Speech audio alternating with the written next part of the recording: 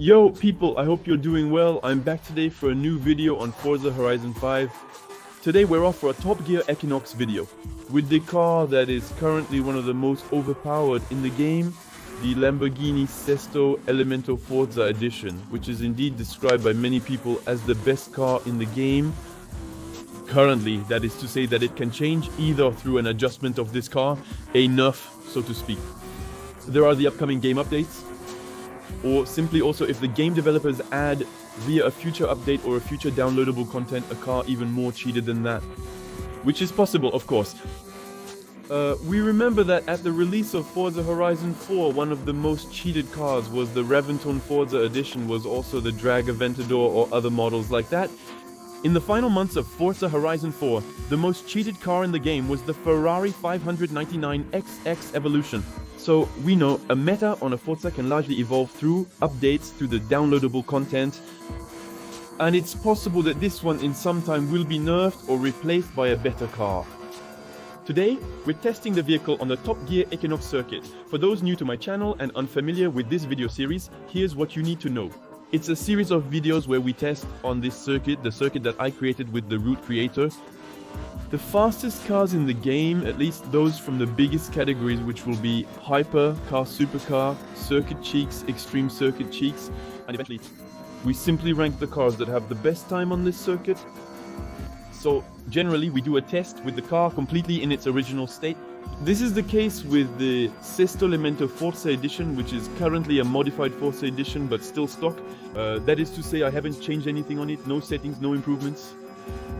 And then we do another test with the maxed out car, without swap and without four-wheel drive.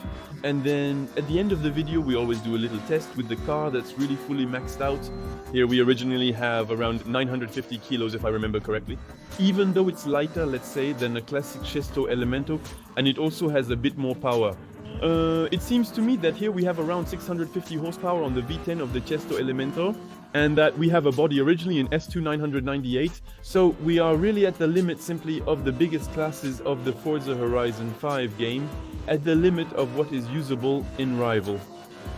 In Forza Horizon 5, some players have turned to Rival Play as a replacement for the investigation mode, since investigation is no longer present in the game. In any case, for the moment, maybe they are reviewing the investigation system on their side before publishing an update with classified investigation. On the game we will see in any case. In the meantime, the only way to compete in this game is to face off via the scoreboards. And we know that this car currently, on circuits like the Goliath, on circuits where there are quite a few, let's say, fast tracks, it really works wonders in terms of time. It is really very, very efficient. So after it seems to be quite overpowered on all points, we will obviously go to improve it and then adjust it afterwards. Originally, we are going to make a time that is quite broken, I think. On this circuit, I think we're going to do around 3/10, something like that. Knowing that currently, it seems to me, the best full stock car on this circuit, it must be the Jespo. And we must have done, it seems to me. 3 minutes, 17 to check. Anyway, at the end of the video, I will put the small rankings of the best cars that I have tested on the Top Eckinox for now. So, let's go. We're going to go improve it now, so let's go. We're going to look at the improvements available on this car. We're going to look at that right away. Knowing that normally this one is swappable, that's right, swappable with the Racing 512, and also upgradable with the Biturbo at the level of the base engine. So let's go, we're going to set that up. Normally it should come out around 1,000 horses, I suppose, something like that. The stock was complete, but not all parts were installed, only acquired. Acquired and installed have different meanings. That means that now the parts are acquired and installed. But before they were just acquired, so there you go, no panic. The test with the car before was indeed original hop, so we can finish improving. The whole chassis, the whole box. Basically, we have a short box, we have a box. I wonder if we call a box race, I don't know, it's quite strange. So, indeed, it lowers the VMAX, but tell yourself that it's only in quotes in the statistics, because then, through the settings anyway, we will be able to raise the VMAX. So don't panic, we are already on slick tires as standard. We have the possibility to find rims a little lighter than the basic ones. We can gain up to 10 kilos, so I think we're not going to bother too much. We're going to put the first ones, this one in another color. It should pass then after. Indeed, it may not be very pretty, but the goal in this video series is to maximize performance. Clearly, if there's something not very pretty, but it makes a big difference in handling or weight, we're going to put it on. The Forza kit usually causes a slight reduction in top speed, but it should help with downforce and high speed handling, so we're definitely going to put it on, we agree. This kit, the Forza kit, it's really not pretty though. 3-1 inside games, we went from 2-9, which was already insane. Like so high, we're going to say that the best cars of Forza Horizon 4 are at 3.1, which is approximately... The IDR was good in full, I believe. On Forza Horizon 4, it seems to me that the IDR did 3.2, if my memories are correct, really, let's say. A completely busted outfit too, it's true. We're going to quickly fix the car and then we're going to go test it again. Let's go for the test on the same circuit with our full car, but without swap for now. Obviously, with the swap afterwards, we should be even faster, since it seems to me that the 512 Racing should come out on this game.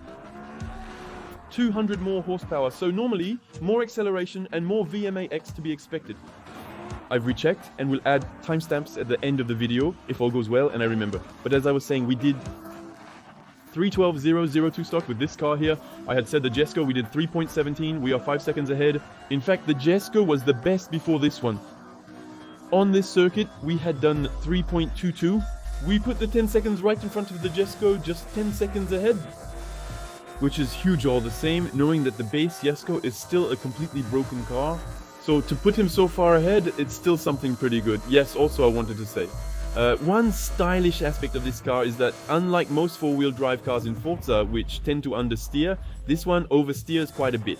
Sorry, and it's true that this one, what is quite abused, is that it does not understeer and it hardly oversteers at all.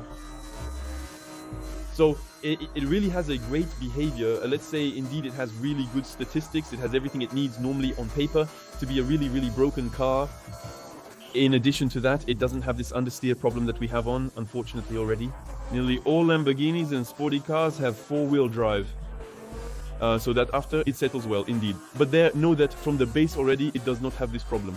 After adjusting the settings, you can further improve the pink line and everything associated with it. If you haven't already, I invite you to check out the first tutorial I posted on my YouTube channel recently. It might help you understand a bit what I mean by understeer, oversteer, and also help you understand maybe how to improve or adjust certain cars. Don't hesitate to take a quick look, it could be useful to you. Even though, of course, each car will have its settings, each player will have their own way of adjusting. In any case, what's crazy is that indeed this car doesn't have any understeer problem, it might even have a bit too much downforce. Actually, what's quite outrageous is that since we have 3-1 inside games from a certain speed, let's say around 280, it really tends to turn too much, meaning that usually cars at this speed we tend not to turn enough. The cooling provides too much assistance here, making it difficult to handle. Afterwards, it's monstrous. While it's unclear how it will affect the final ranking, stock is undoubtedly a cut above the rest, clearly outperforming Agnisco. It's still a very angry thing. Afterwards, we will try to focus for the end of the track, because here we still lost a little bit of time earlier. On these bends there, it's not that simple. It seems like these bends are a bit wide and all.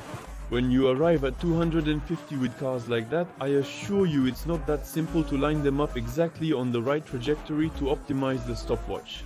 Clearly it's not that simple, it's not simple at all. Even in fact knowing that in addition these cars, most of the time the hypercars, supercars play on the circuit or extreme circuit. These are cars that are indeed quite fast at high speed, that turn very well. Driving over 124 miles h in these cars that are not designed for this kind of layout can be uncomfortable and a bit tight.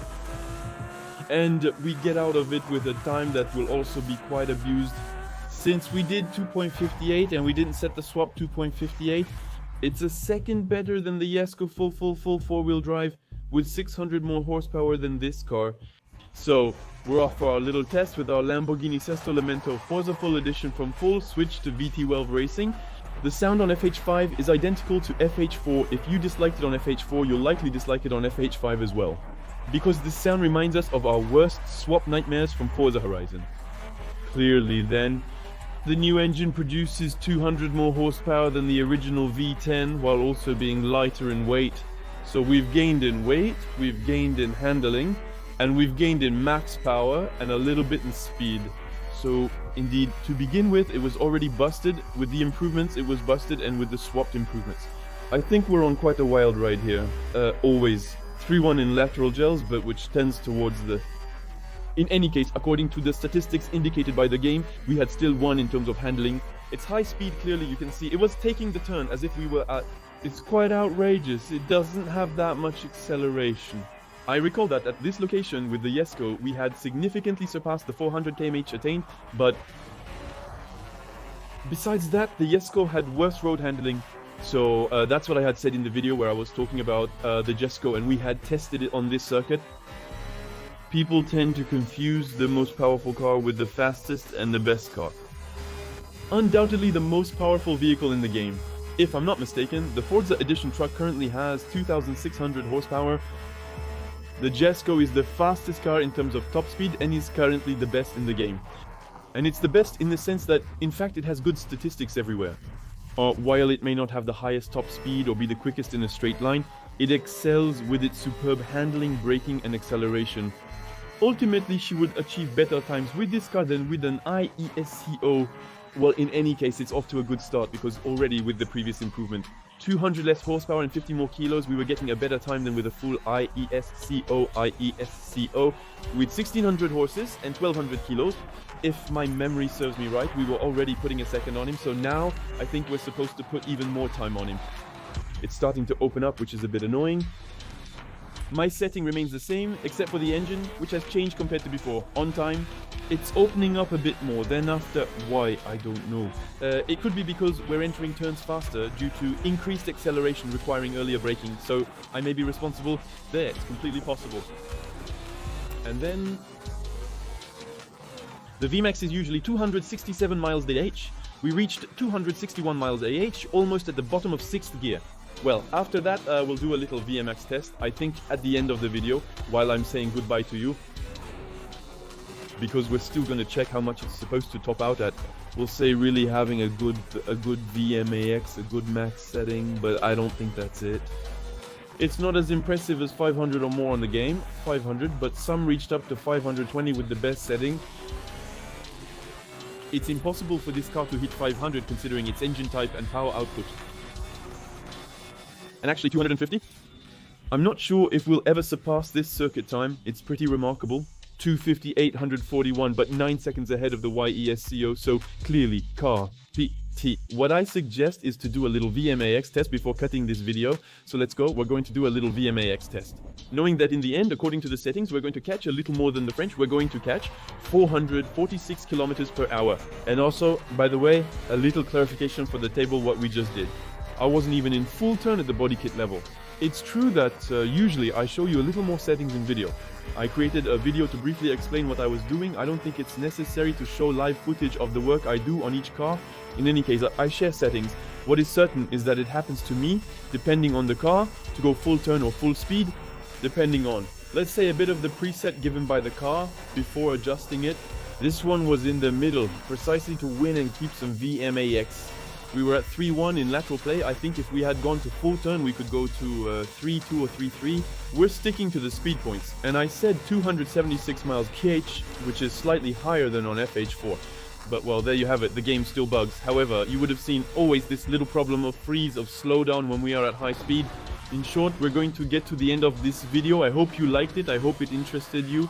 Don't hesitate, if that's the case, to leave a like, to subscribe, to share, to possibly come as well. Follow me on Twitch to see me live. You will find my Twitch channel in the description and in the top comments, so don't hesitate to come follow me. If you have Amazon Prime, feel free to use your Twitch Prime on my channel. This will let you support me without cost. You'll get some small bonuses. You can find me on Twitter and Facebook. I'm more active on Twitter, so feel free to connect with me there. So I'm going to cut this video here. We will try to go back a little bit though, to make the thumbnail. I wish you a good day and we'll see you soon in the game. Bye everyone.